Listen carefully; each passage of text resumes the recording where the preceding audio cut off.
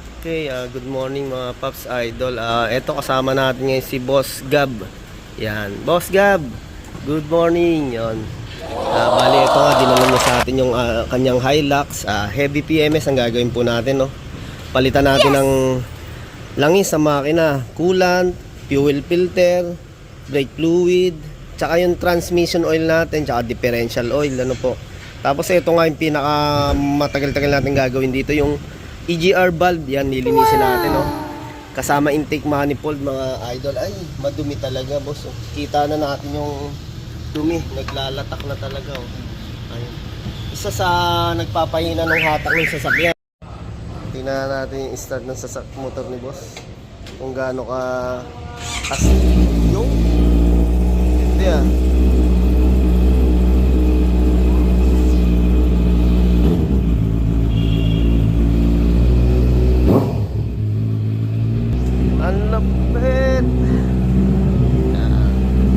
Okay boss, balik-balik ka lang. Ano natin, oh. Okay. Okay.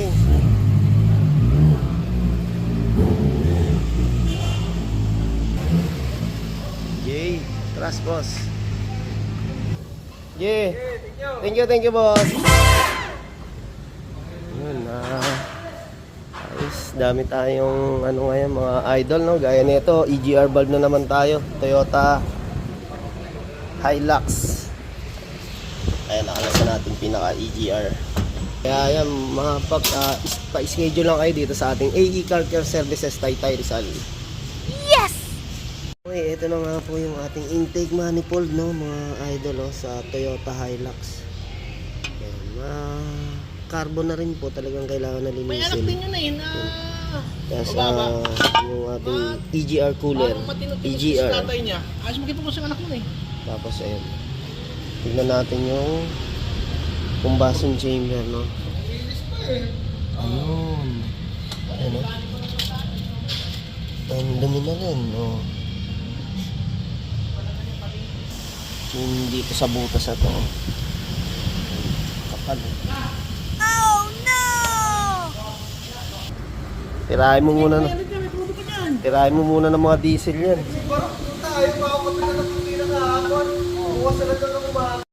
Okay, boss, ito na nga, nililinis na nga natin yung intake manifold. Linis muna natin ng diesel para matanggal yung mga carbon. Papiyawan natin sa sakin, boss. Okay mga Paps, ito nililinis nga natin yung sa combustion niya, no. Yan, no. Talagang marami na rin talagang carbon, no. Yan.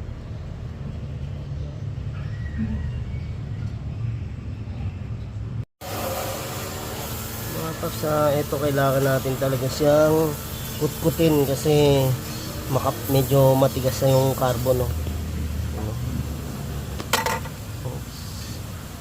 Yan.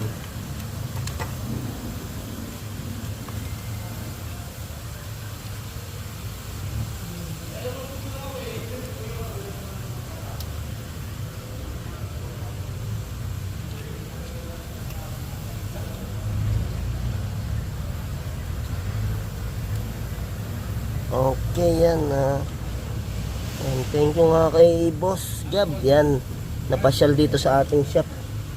Paglinis natin ito, pinagawa ngayon kanyang sasakyan. Okay yan mga Paps, oh. Malinis-linis na nga, no. Talagang ginagamitan pa natin steel brush yan para matanggal talaga yung mga carbon na kumapit. Wow!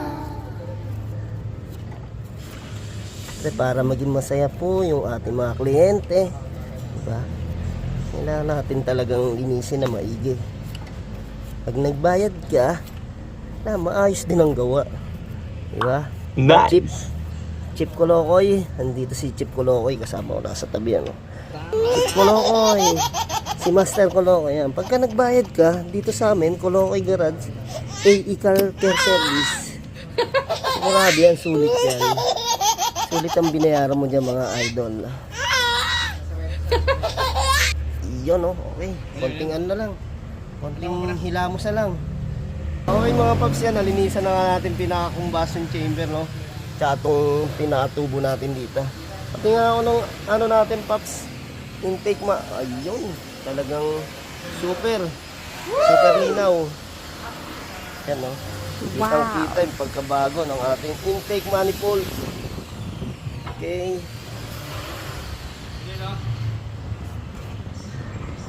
Kaya yun sa ating EGR, eto hindi kami nagpa-plank. Okay mga Paps, EGR valve natin, no? Yan, nilinisan natin degreaser tapos ngayon i-spray natin ng ano. Yan. Brake cleaner. Nakagandahan yan.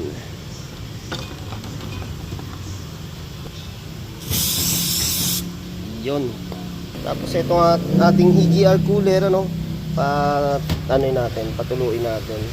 Tapos ito na yung ating part ng ating EGR valve. Yan, napakalinis sa mga idol, no? Parang bumalik sa bago. So yan, mga gasket natin, mga Paps, no? Huwag natin kalimutan, hindi may balik. Okay. Injector cleaner. Oh. Naalo lang sa Sa diesel, oh. Okay, ito malinis na yung ating pinaka-throttle, no? Saka yung mga connection natin na yan, sa mga hose, nilinisan na rin natin, mga idol. Tapos mga Paps, ano, ito, drinin na rin natin yung gear oil ni boss, ayan, sa differential oil natin, pati yung transmission, papalitan na rin po natin. Ayan, ito kasi manual transmission po, yan, no? Ito yung pinaka-drain natin, dito tayo nagsasaling sa may taas na yan. Ayan mga Paps, oh. Size 24, ano? Ang kinakarga nating gear oil dito is 3 liters. Ayan, 3 liters ang nag-uubos po natin dyan, oh. Kailangan to palitan na ito sa transmission natin 50k mileage mga idol. Pero ito kay boss sumobra na to, nasa 90 na to. Okay, yan mga Paps, no? Na-drain na natin transmission ka differential. Oil filter, no? Sobrang dumi na. Oo. Talagang matagal din hindi napalitan. Mga idol, gagamitin natin yung Toyota original na langis, no? Plus fuel filter ulit, tsaka oil filter, yan. Okay, yun Paps, sinalina natin ng engine plus, no? Tsaka yung ating coolant ng 50-50 mix.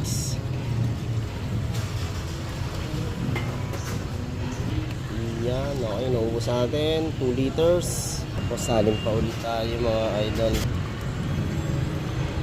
So nga mga Paps, no, ito nagpadala tayo manual transmission oil. Kaya mga Paps, no, magsasali na tayo ng ating manual transmission. Okay, yan.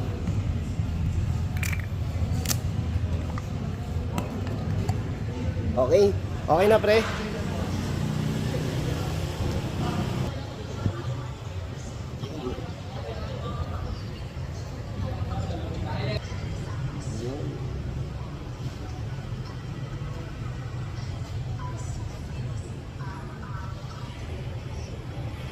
Okay, yung mga Paps, dito tayo nagsalin sa hose, ano? Dito natin pinadaan 3 liters ang ating nagamit. Yun. Tapos yung coolant natin, nakakagamit pa lang tayo mga 3 liters, bumaba na rin po siya, no? Kaya magdadagdag tayo ngayon. Ha? Oh. Hindi, dinadagdagan ko lang ng coolant. Yan, kailangan ma-reach natin yung pull niya. Kasi ito mga Paps, no, hindi natin naubos dito yung 6 liters, talaga may matitira, kailangan pa tumakbo bago mapuno natin. Yung mga Paps, ano, nasalina natin ng coolant tsaka fuel filter. Start na muna natin. Pause button tayo mga Paps, ano, start na natin. Manual nga pala to. Tapak tayo sa clutch.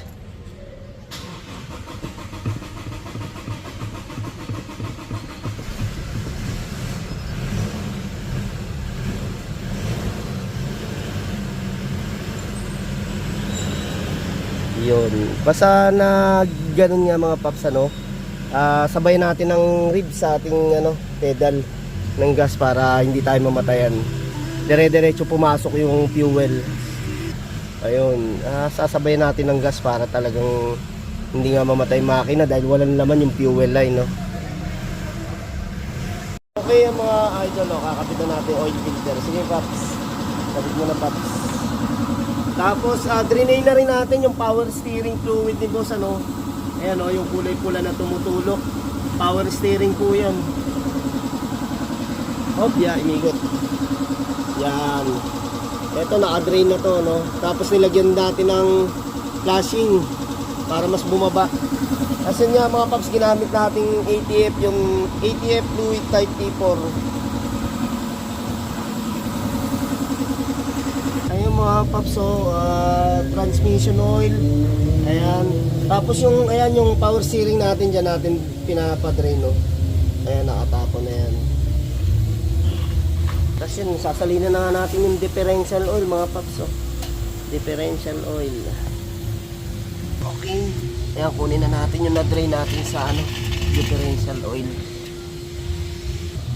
Okay. Salina na. Sa kanya ko yan, no? Ha? Bakay. Na ano? Max, no? Ah, oo. Mas bagay yan.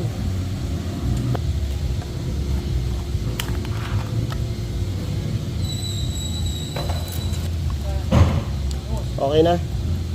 Ayun mga Paps, ano, magsasali na nga tayo lang sa gamit tayo ng Toyota Genuine yan, oh. Okay. Mga Paps.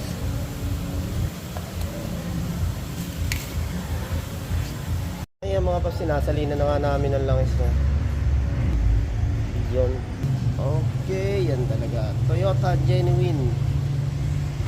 Okay, pang 7.5 liters natin. Yun.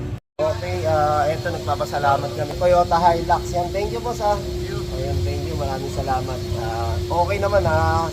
Yung hatak, masusubukan ni boss yan pag yumain na malayo-layo. Ayun, thank you, boss. Idol. Ayun.